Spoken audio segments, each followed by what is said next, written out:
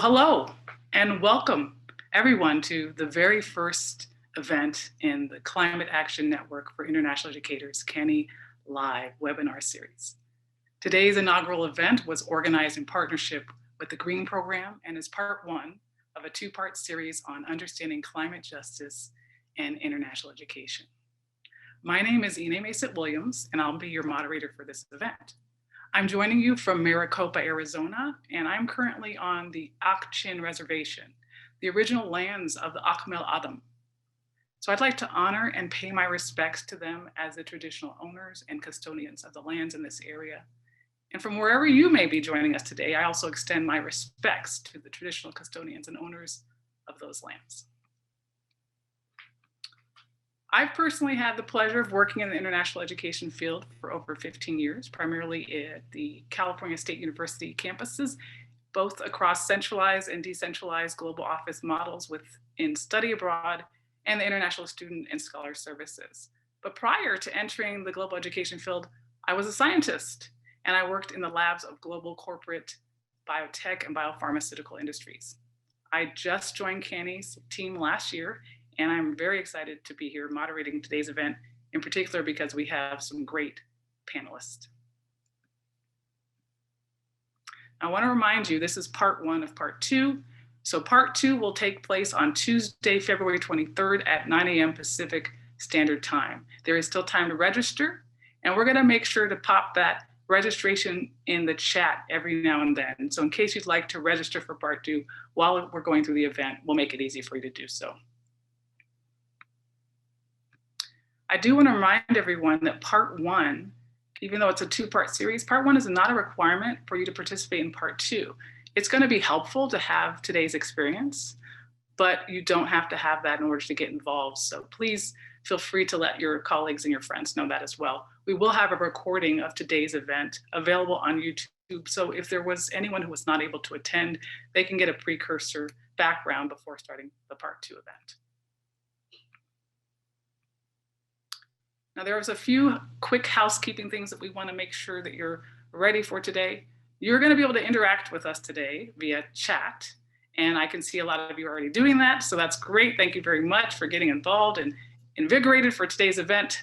We're going to let you know who's here a little bit more by giving you a little bit of background about the registrants. We're going to also have some polls you might be able to participate in, and then we're going to have the Q&A function. So think about what you want to ask us and put your questions in the Q&A function. The reason we'd like to ask you to put them there is because it does have a kind of vote up functionality. So if you see a question that you like, that you wanted to ask as well, click on that like button and it'll take it to the top. We aren't going to be able to get through every single question asked today, but we are planning to have some additional events to help keep this conversation going. This is a really important ongoing conversation. We want to make sure that we get another chance to address some of these questions we don't get to today. If you do experience any trouble hearing us, seeing us, anything like that, please use the chat to notify our team. There are moderators in that space and they'll be able to help figure out what's going on. If your connection's lost during the event today, you can use the same link you used to start to just rejoin us. And then we'll also, like I mentioned earlier, have a recording of today's event. After the event ends today, do not be a stranger. This is not a one-time relationship. You can still connect with us on the LinkedIn discussion forum. You can follow us on Instagram or Twitter, Facebook, and then our YouTube channel as well. Don't forget, we also have a podcast. So the CANIE Climate Dialogues podcast is a great way to hear from other colleagues in the field and other climate experts and other social justice and racial justice experts. There's also future events that you can participate in, and we hope that you'll be able to join us for those as well. So before we dive into the main pieces of the program, I want to make sure you know a little bit more about CANIE. And then I'm hoping we'll get to know a little bit more about you through a poll. So CANIE started maybe about a year and a half ago now, after there were some concerned global education practitioners. They saw that higher education was moving forward to initiate steps to start to address sustainability and climate change, but there were all these gaps. There were gaps in not really addressing international students and global mobility students and study abroad and the transnational activity. And there were greenhouse gas emissions associated specifically with the activities in the global education field, mobility, the carbon footprint of mobility, as well as the emissions impact from all the support infrastructure of the sector. So CANIE started initially in order to really help highlight those issues, to raise this collective awareness, engagement, and consciousness, and then to tackle those issues head on by starting to put environmental sustainability at the core of our actions. The main thing CANIE is not trying to do is not trying to reinvent the wheel. There's a lot of people doing great work, but we wanted to make sure that we had an opportunity, a network, a platform for colleagues to share knowledge and expertise and to uncover gaps and accelerate action. Today's event's really no different because there was a gap identified, and this gap was in people's propensity to sometimes take action only as a climate-centered approach, removing the justice and the human-centered components. So we're moving forward to address this.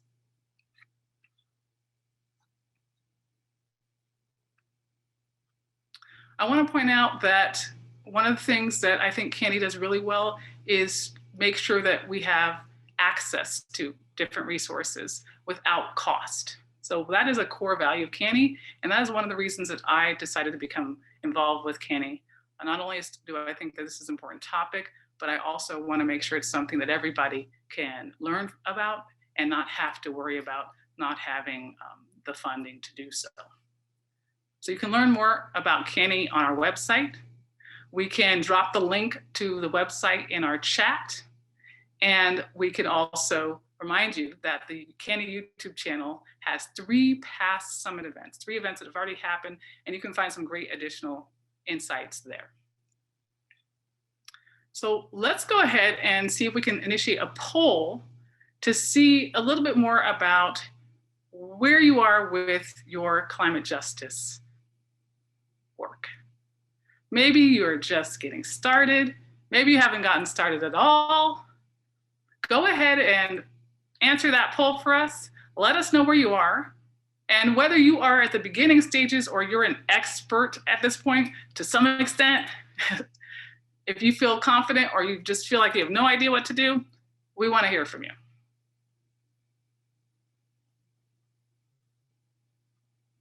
All right. We're getting those votes in here. This is great. Thank you very much for participating in the poll. And we'll end in just a moment.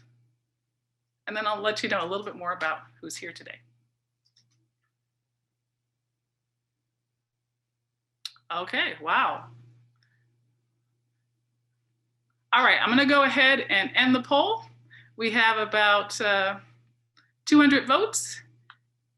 And wow, it's almost even across 3 of the questions. So it looks like,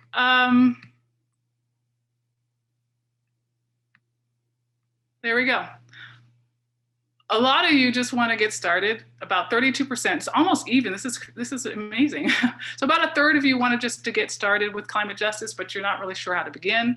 Another third approximately are trying to consider the issues in your work, but you haven't started those actions yet. And then the last group, last couple groups, you have modest actions, but you would like to do more. And then 1%, who is this superhero? I want to know who you are. We want to hear from you. So let's go ahead and give you an overview of what's going to happen in today's program and introduce you to the panelists today. But I wanted to let you know that we have, let me take a look here, about 372 or so plus, because it's been a little bit of time since I last looked at this, people who've registered for today's event. So thank you, first of all, that's amazing. And then that represents about 46 different countries. I was so surprised. And that includes countries that have never been part of any CANIE events in the past. So thank you very much for supporting today.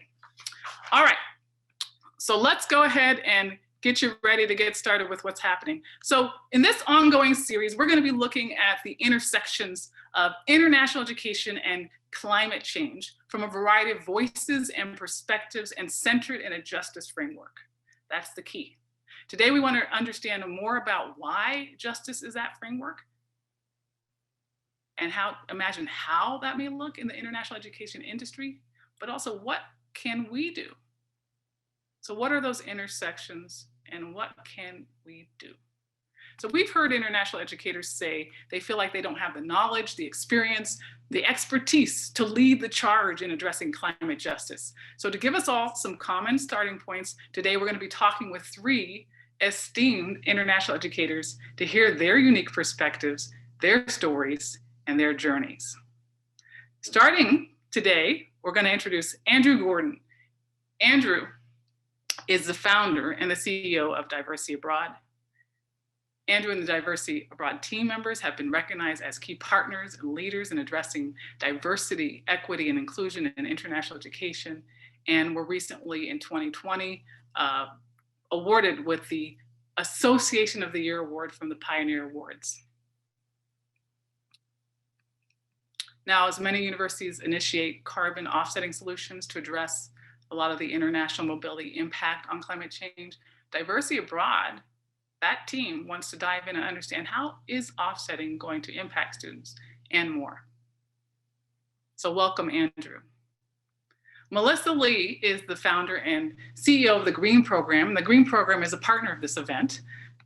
The GREEN Program is really well known for providing award-winning experiential education programs for young leaders in sustainable development. Now, their offices may be based in Philadelphia, but their program's name has reached far and wide to create excitement surrounding the program's immersive curricula and purposeful design to create hands-on experiences for students. Melissa's work with the GREEN Program was recognized by the National Association of Women Business Owners, Philadelphia Magazine's Best of Philly, and the Forbes 30 Under 30 list in education. As the CEO, she's also partnering with the United Nations and leading universities to create a global, socially conscious public benefit company. The 2020 Pioneer Awards recently recognized the GREEN Program as well with the Sustainability International Impact Award. So thank you, Melissa, for joining us and being a partner in this event. Robin is also joining us today, all the way from the UK. Robin Shields is an academic who studies global trends and processes in education. He publishes research across several areas, including higher education, internationalization, climate change, and also international aid to education, technology and education in conflict-affected contexts. So Robin has worked and conducted research in India, Nepal, and South Africa. He's also the co-editor of the Comparative Education Review and has served on the executive committee of the British Association for International and Comparative Education. He received his PhD in education from UCLA in 2008 and is a professor of education at the University of Bristol. So we're glad to have these 3 amazing guests with us today. And without further ado, I want to jump in and ask them some questions.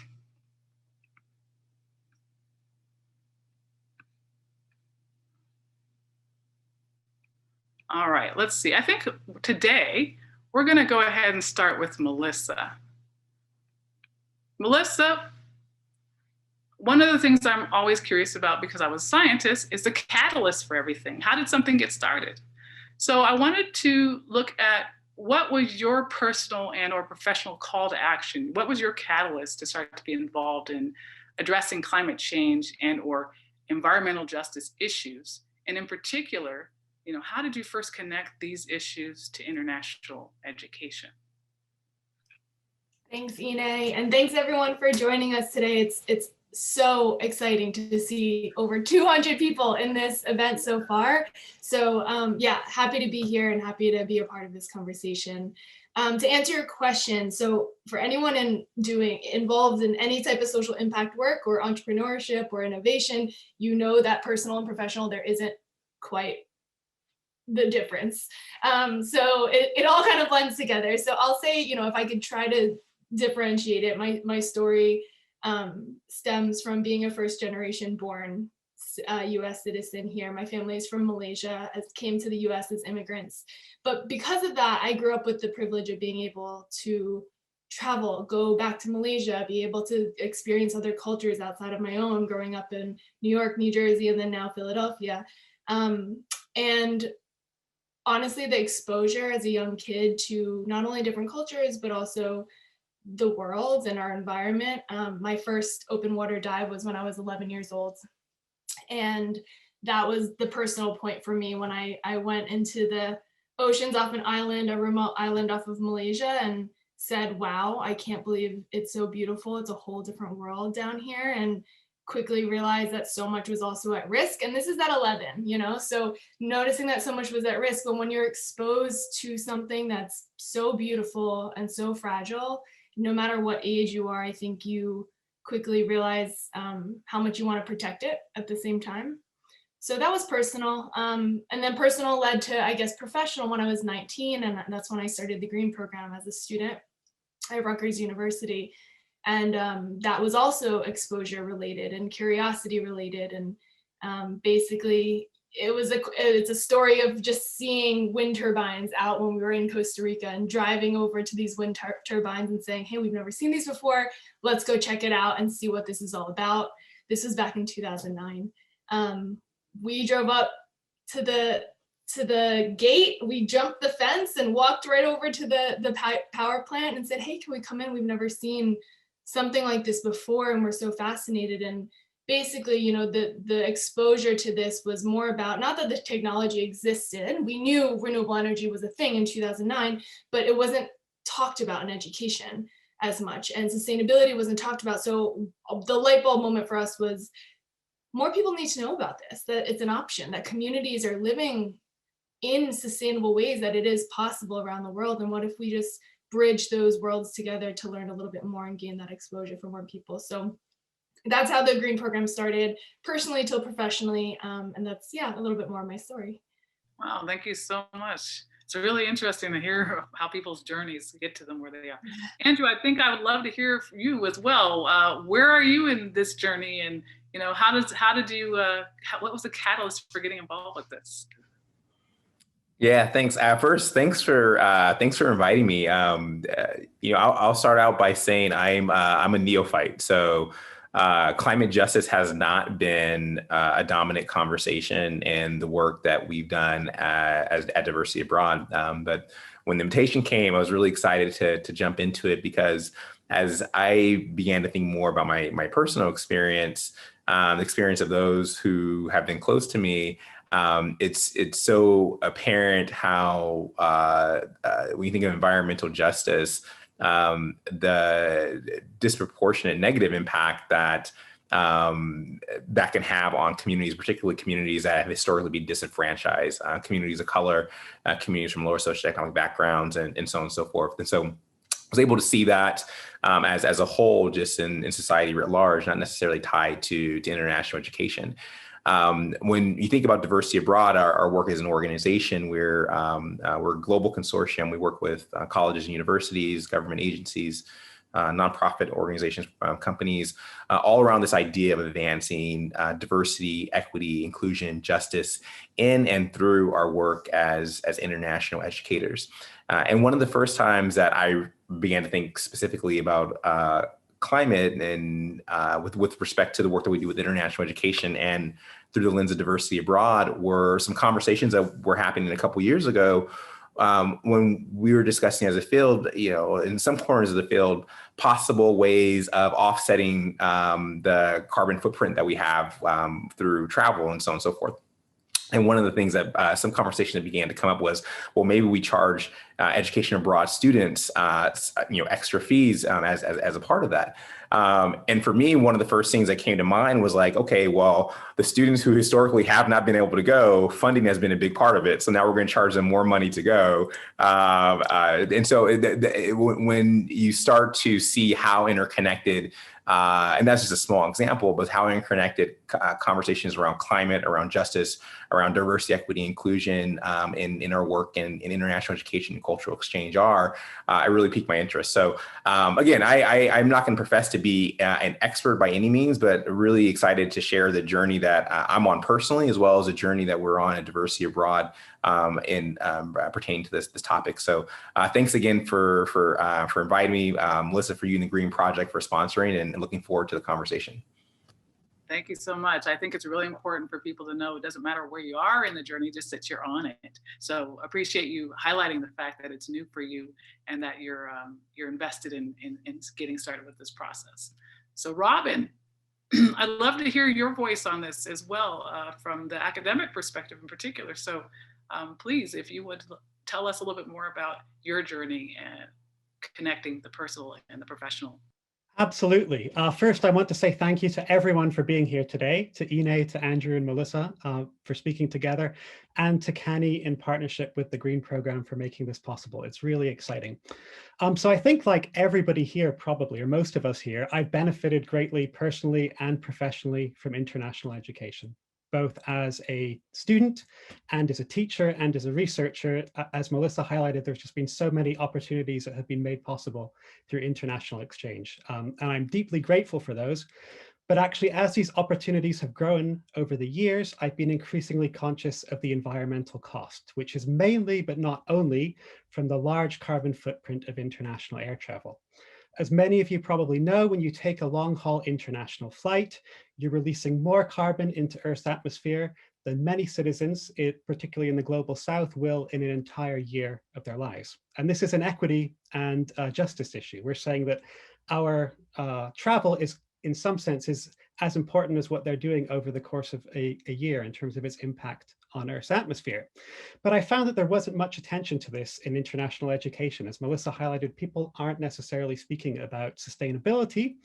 And so as a researcher, I've kind of tried to highlight the cost. So in peer-reviewed published research, I've estimated the carbon footprint of international student mobility in higher education to be about 30 million tons per year. And that's a hard number to get your head around. But one way to say it is it's the same as a small country, the entire carbon footprint of a small country like Croatia or Ireland. So it's really substantial.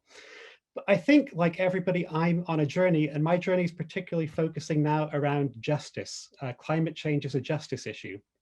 So I think that international education probably should continue. Students benefit a lot from these, particularly students who've been historically disadvantaged, as Andrew's pointed out.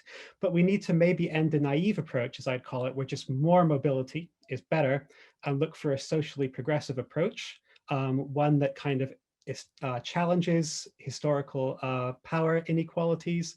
And I think that the work that the Green Program's doing and Diversity Abroad are doing is really important in this respect. So I'm looking forward to hearing more. Thank you for sharing that perspective. I could see some people are really eager to learn more about it. So I just want to remind everyone that's here today, we're going to do our best to try to put some of the links to things that we're talking about during the event in the chat. But if we are not able to or don't have it easily accessible during the event, we'll go ahead and send it out to you. As a registrant, you'll receive an entire list of resources that will be helpful and relevant to today's questions and panelists and this topic. So don't worry, you'll get that information that you need. All right, so let's go ahead and take a look at some other things. One of the things that's come up already is that there's a lot of language when we're talking about the climate crisis, racial injustice, the disproportionate impact on Black, Indigenous, Brown, and poor communities. You know, people also sometimes frame climate conversations from this broader umbrella of environmental justice or the focus of environmental racism and the outcomes impacting people, not just now, you know, not just in the future, but now, right? People that are like in Flint, Michigan, Hurricane Sandy, Katrina, which seems like it was a long time ago, but also seems like it was just yesterday. So Andrew, I'm gonna go ahead and start this one with you because you said you were new to this topic. So what is your current understanding of these types of terms? Environmental justice, environmental racism, climate justice. What does climate justice mean to you? Yeah, excellent question. So that, you know, just as you were just kind of naming the litany of challenges that we face in our society, you know, going back to Katrina, to Flint, to so on and so forth.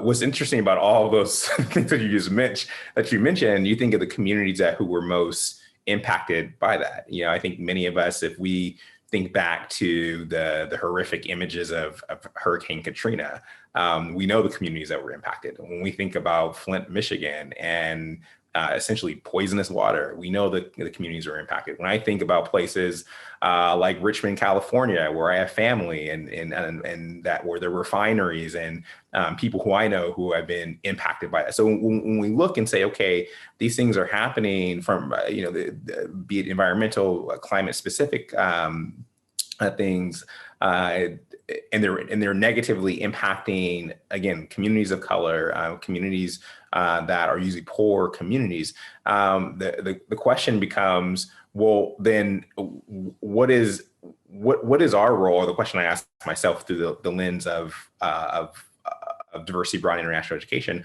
what is our role of educating ourselves? And helping to educate the students who we work with about these realities, be it a student who's participating in education abroad. Climate, when we think of like climate justice, is not a US specific thing. So what's the reality of educating students about that as part of their education abroad experience? What's the responsibility of the field of international education of educating inbound international students about the reality of climate justice within the locations where they're coming to study? So I often through our work, what I think about is what's our lane and how do we tackle some of these challenges, or how do we support ongoing education with, and particularly we're talking about now about climate justice within our work. What's our lane and how do we do that? And we have a tremendous opportunity to do that, again, with the students we send out, with students we bring in, but also when we're having broader conversations around global learning and global education. Climate environment is a huge part of what's happening in our globe right now. When we look at global challenges, climate is towards the top of the list. How are we discussing that in these broader conversations around global learning, global education? So the both our students, I think the faculty and staff at our institutions and our local communities, we're doing our part to educate them from that standpoint. Thanks, and really thank you for highlighting the fact that this is global. Now, I do want to point out that this event was put together by CANIE members from the US and Canada. So we're representing North America. We might think globally, but we might not always know about all the resources or things that are happening in every part of the world. So if there's something that you have to share, we want to hear from you. So please think about that if there's something that you think that we need to know about, and get out there to the world to know more about, especially in relation to climate justice. Robin, I'm going to go ahead and ask you to speak a little bit about that too, because especially since you noted that you were kind of new to the climate justice piece in your research. So I think it's really important to think about what you're going to do to change that, how you're going to apply that. Absolutely, yeah. I think climate change and climate justice are two related but distinct concepts, and it's worth spending a bit of time on. Climate change is something that's physical. It's even geological. You could say it's a fact. Climate justice deals with the causes and the consequences of climate change, and these are social in nature, and they relate to broader forms of oppression, particularly racist oppression. So if you look at the history of industrial society that has brought about the climate crisis, it's based on a lot of racist hierarchies that you see in, for example, colonial oppression, the invasion of indigenous lands that Ine alluded to in the opening, and of course the transatlantic slave trade. These are part of the history of global industrial civilization or society, and that means they're also part of the history of climate change. They brought climate change about. When you look at the consequences, those who are most marginal, who are most vulnerable, are those who are also suffering the most from climate change right now and are likely to suffer more in the future. And when we draw a line back to the causes, these are the same groups who were oppressed when we look at the causes. There are those citizens of the global south who were colonized in the past, indigenous communities, and racialized minorities in the global north, who are all most likely to suffer, as Andrew has pointed out, looking at places like Flint and Richmond. So these are justice issues. To bring it back to justice, those who are suffering the most from climate change and who are likely to suffer the most in the futures are those who contributed least to its causes, or are actually oppressed through its causes. And that's why it's really important to focus on justice and fairness and addressing past inequalities when we look at a solution to climate change as a physical and a geological problem. Thank you for helping to express that language so well. I think it is often when people speak about these things, they sometimes think about them interchangeably. Oh, climate change and climate justice. No. So I really appreciate you highlighting what those differences are. Melissa, is there something that you would like to add as far as your perspective on climate justice and what it means to you, in particular, since you are providing programs for students and thinking about this maybe from a different perspective? Absolutely. From the Green Program's perspective, we are going about this through intentional curriculum design and how we are teaching students how to travel, not just giving an experience, but showing students new ways of travel that they might not have been exposed to before. We also have been doing this from the past decade and more than a decade now, and been just tracking our success and progress. We actually just had a research study done on our programs. We were approached by Uppsala University in Sweden, and they said, we want to figure out if green or sustainability study abroad programs actually make an impact in long-term sustainability action. And I said, absolutely, we're an open book. Let's do this together and figure this out. And the good news is that it works profoundly. We have students coming back, going abroad, and our programs, mind you, are only 10 days long, 8 to 10 days long abroad over winter, spring, and summer breaks. But students are coming back with not just short-term, but long-term impacts in their home community. They found that 95% of our alumni experience a sustainability-related shift and an increase in awareness and consciousness of personal impacts, exchange, and expertise in sustainability issues. But I'll pause there for a second because I could list a ton of data, and I love data and numbers, but I think what's important in this conversation is, what is our end goal as international educators or just educators?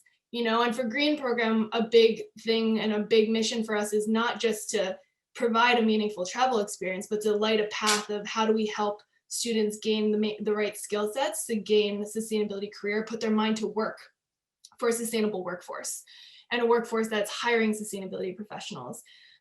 So that's what we're trying to do long term. And when we look at Dr. Robert Bullard, he's the founder of environmental justice.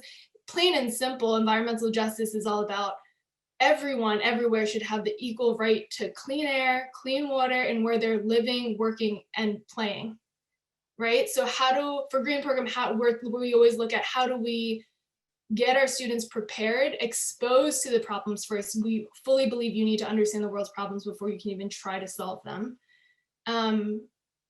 And then be exposed to it, understand what's happening in the local community, local context, and then be able to say, okay, maybe there's other places where this is actually similar in the world. We have more similarities than differences in the world across the board, especially when it comes to climate change and sustainability. And then after their program, we push them to say, how do we actually channel this into a career now and make an impact for good? This is the generation who's going to change the world. And I always say, anyone who's going to change the world, it's Green Program alumni. So that's how we're doing it.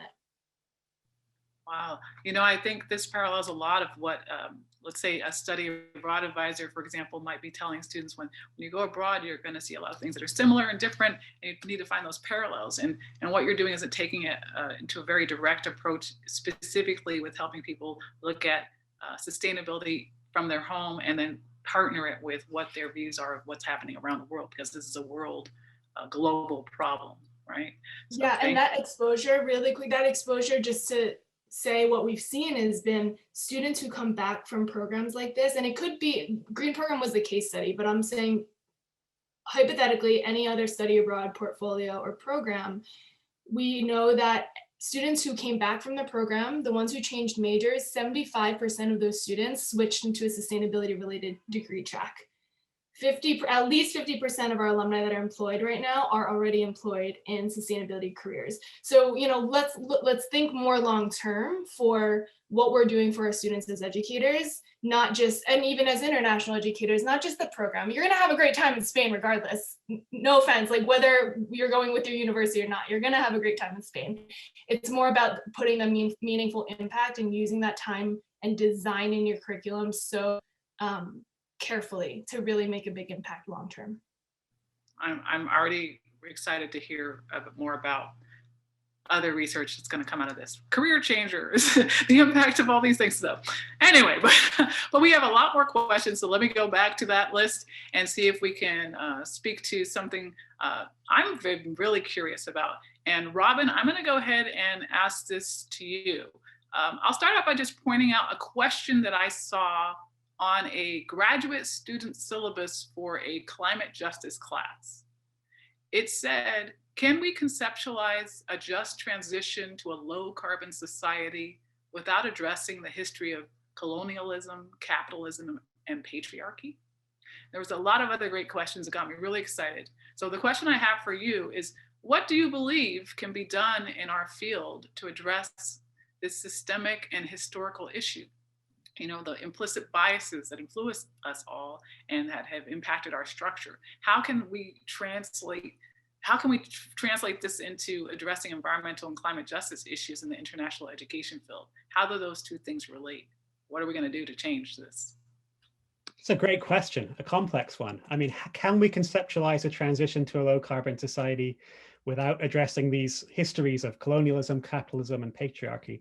I guess one way to approach that is, why would we want to? Why would we not want to challenge these forms of oppression now that we have the opportunity? This is a great moment to do it, exactly. So we don't want to do that. But I think if you look at a lot of responses to climate change, they actually really just want to remove the carbon from society, but more or less keep society how it is otherwise. Like if we could cut the carbon out and just keep going, everything would be fine. And that's really not okay. If we don't engage with these historical forms of oppression, inequalities, and injustices, we're likely to carry them forward into the future. And these are the same social dynamics that have led to climate change and the emergency we're now facing in the first place. We're also very unlikely, just in a practical sense, to build the very broad coalition, the solidarity that we need around the world, and the joint action that's going to be needed to address the climate emergency we're facing. This question kind of brings to mind the work of one of my colleagues at University of Bristol, Arathi Sriprakash, and her co-authors, who use a term reparative futures to describe a way of thinking about the future that's also attentive to past injustices. So we don't just try to leap forward to a utopia where climate change is solved somehow, but we actually discuss, we focus on the forms of oppression that have occurred, we listen to voices that have been silenced, and we use that in envisioning a new sort of society that avoids some of these forms of oppression and the outcomes of these, such as climate change. Yeah, so I think that's how I see it, kind of as a reparative process, where we need to repair society in a sense as a way to address not only the climate change, but the injustices that have led to it. And I'll paste a link to Arathi Sriprakash's work that talks about reparative futures in the chat here.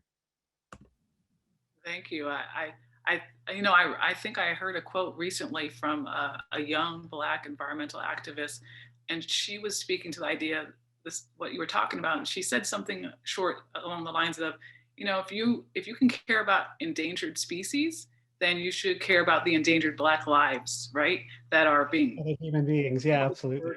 So I really think that it's important to find those links in helping people to go beyond this climate-centered perspective of addressing climate crises and really bringing it back to climate justice, which is why we're having this event today.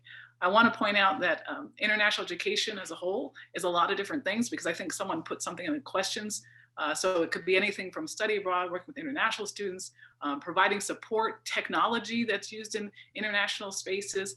It's such a broad industry and field that we really have a lot of possible, power and leverage to make our voices heard, not just in international education, but beyond that. So I'd like to give, I know we're already, gosh, it's going by so fast. We're already almost out of time. This is crazy. So I'm going to take a quick look at some of the questions and see if I can maybe have some specific questions that would work to ask you as a last question before we get into the Q&A from the people that are here today. So let's see here. So Melissa, you spoke a little bit about this before in terms of your personal and professional, but I wanted to speak maybe a little bit more about international education as it overlaps in the intersection of service to and support of students and scholars.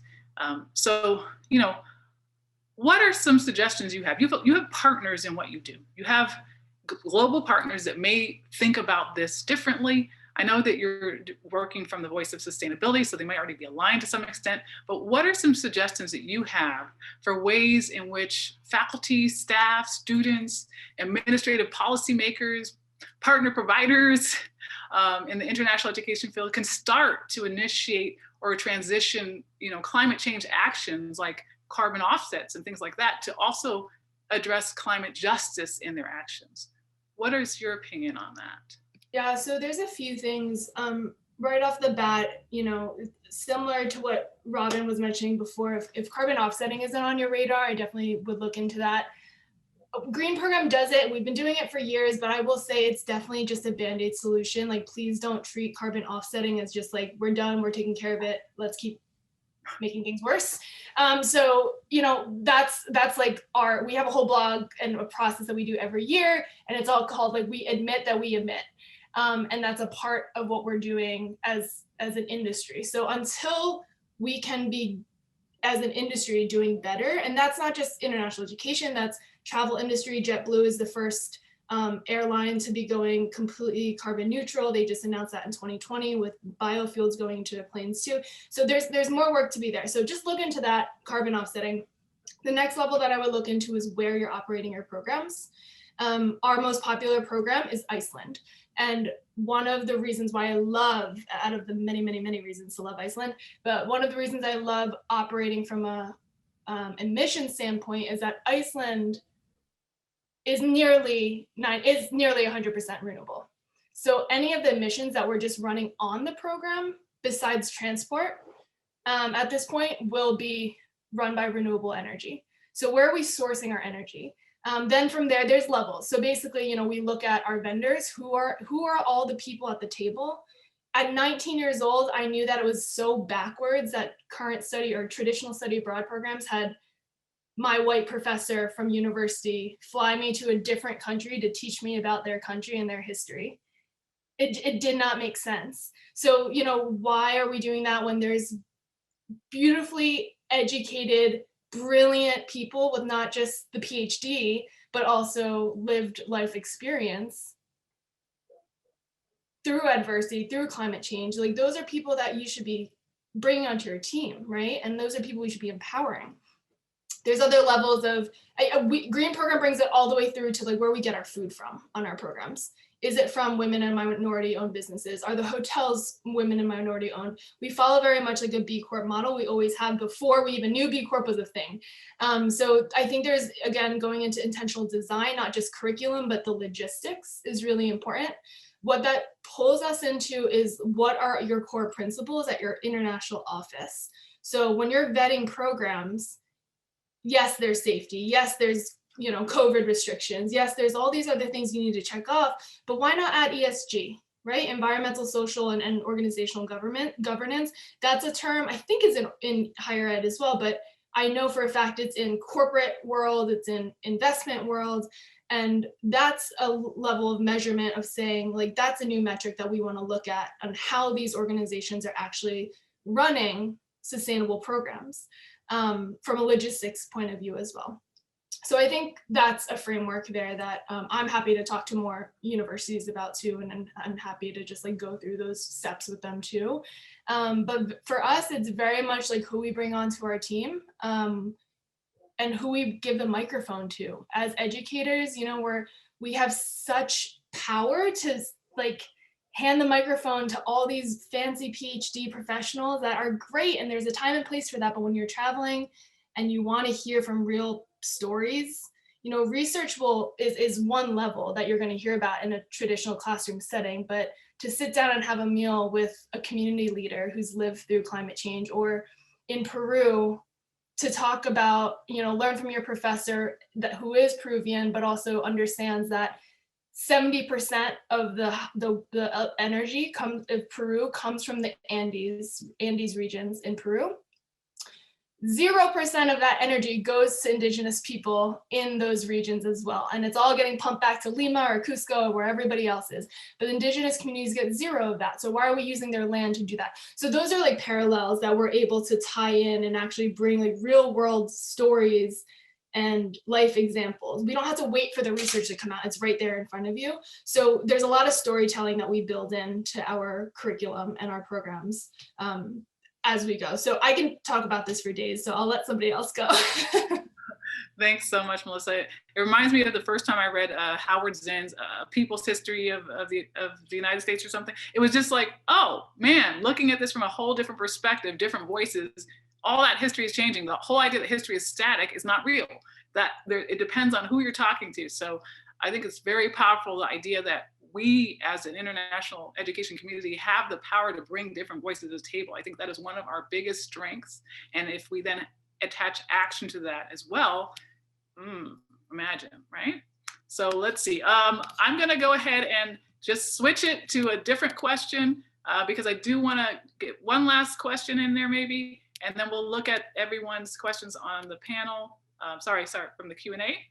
So Andrew, I just wanted to give you this question because you're working with so many different universities on diversity, equity, and inclusion, and trying to figure out how to move those things forward. I think it parallels a lot of the things we're looking at with climate change and versus climate justice. So there is this idea that, well, hey, as a university or as an educational space, why couldn't you just focus on climate literacy? You know, making sure that people know enough about it and they can advocate for it, but maybe don't have to do anything. So from your perspective, you know, do you have any opinion about, you know, why someone might not decide to focus on literacy and focus more so on justice? What would be the benefit, in your opinion, for that? Yeah, I mean, I guess I'll think of that I'll answer that through like a DEI, diversity, equity, inclusion lens. That's like saying, I'm gonna read all the books on diversity, equity, inclusion, and I'm gonna do nothing. It's like, great. Congratulations for having the head knowledge, but where's the actual, the action? And so, which I, obviously love in the name of the organization.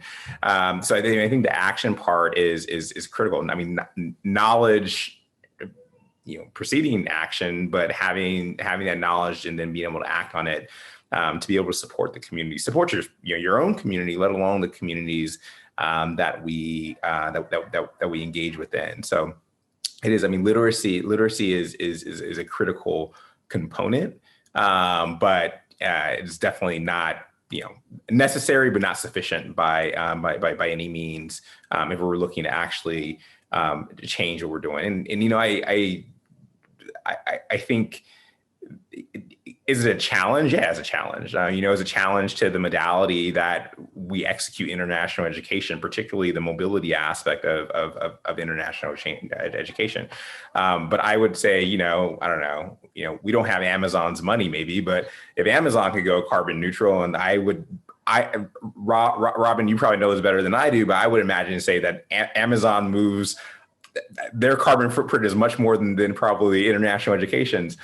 So how do we get creative as a field and say, hey, this is a challenge, not throw our hands up and say, how do we do this and how do we do it in an equitable way, both for the students who we're serving, but also the communities that we're engaging with when we send students abroad, or our local community, again, with the international students and scholars that we bring in.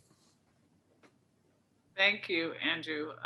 I think sometimes it helps people to have some example, a different context to take a topic to see how, like in this case with literacy, how strange it would seem if someone just said, okay, I read all those things, I'm done.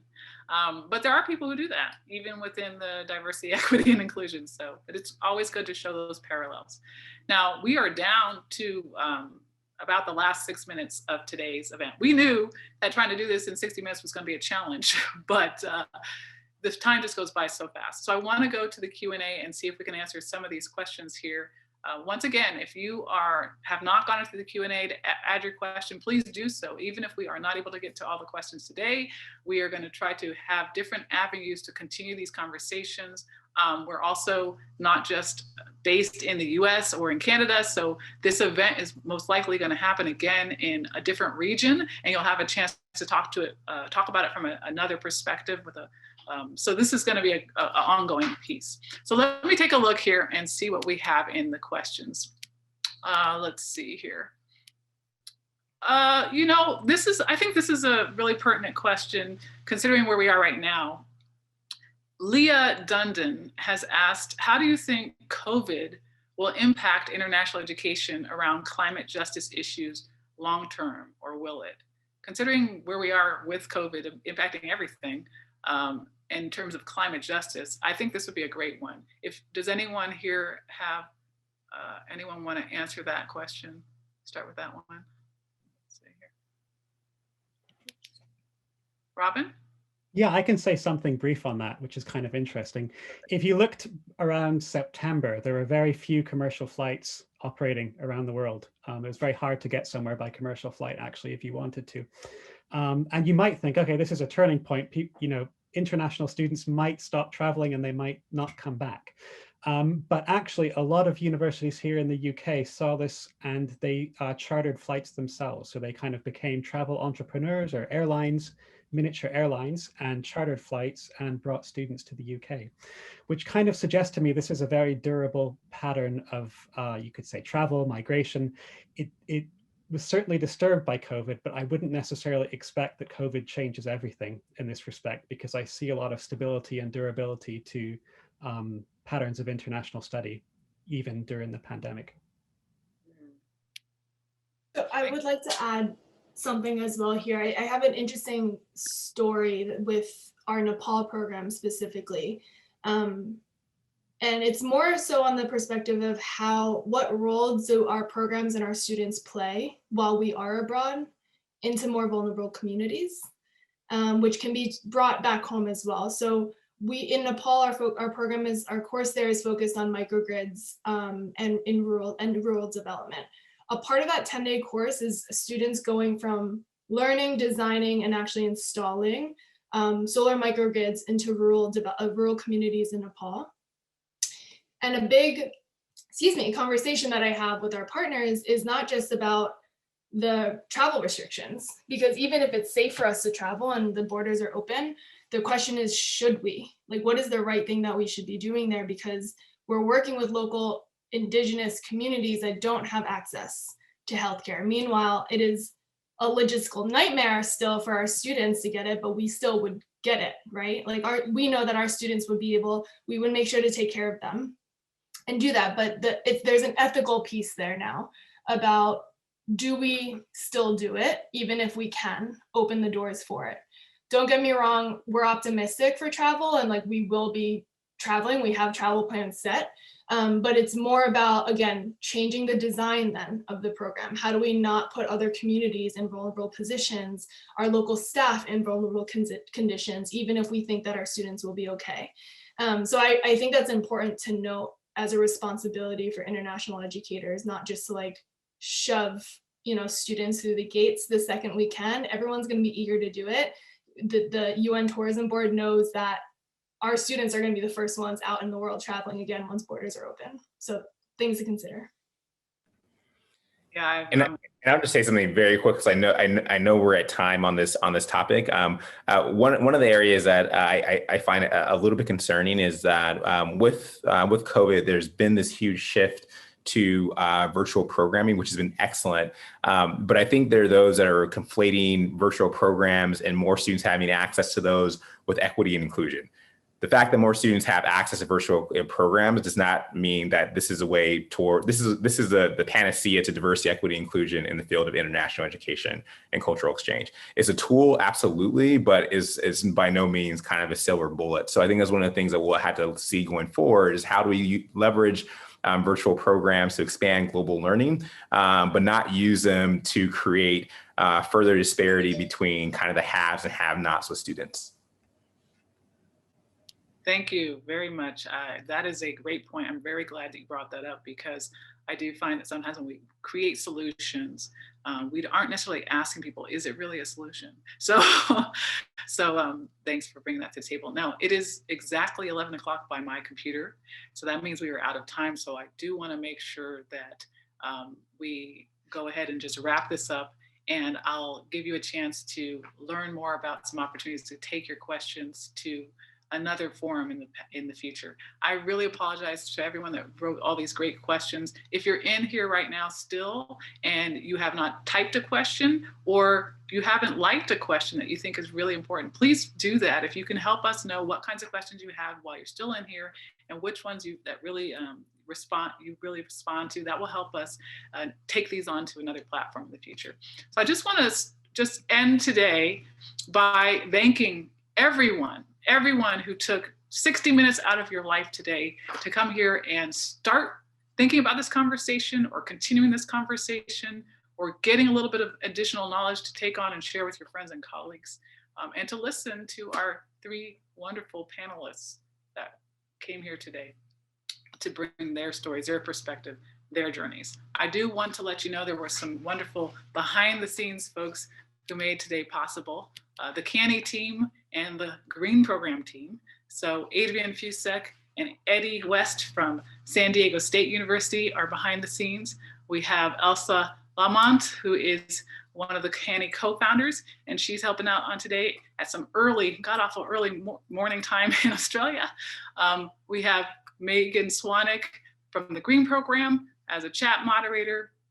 And then of course, Melissa was on the panel, and CJ Tremblay, she is our behind the scenes marketing and running the Zoom today. So I just want to thank all of them for making this possible and being very enthusiastic about keeping this conversation happening, and knowing that it is really central to any types of efforts and actions that we are able to take as international educators. So wait 1 second. I do want to remind you before I leave that part 2 is still available. So if you really enjoyed today, I think you're really going to love part 2, because part 2 is going to give you a chance to talk to everyone else. We're going to break people up in groups. We're going to look at particular challenges, and we're going to work together to come up with some potential solutions and then share those with everyone. We're going to take this particular event and put it on YouTube very shortly, so please check it out. If you have not already gone to the CANIE YouTube site, you can go there, you can click on subscribe, you can press the little bell, and it will give you notifications when something new posts up. And then also, there's going to be a survey for this event. I really hope that you'll fill that out to help us continue to have these programs and tell us what types you want to see, but also to improve what we do and how we do it, to bring these conversations to our field and help us move forward to take more action. So thank you very much for being here today.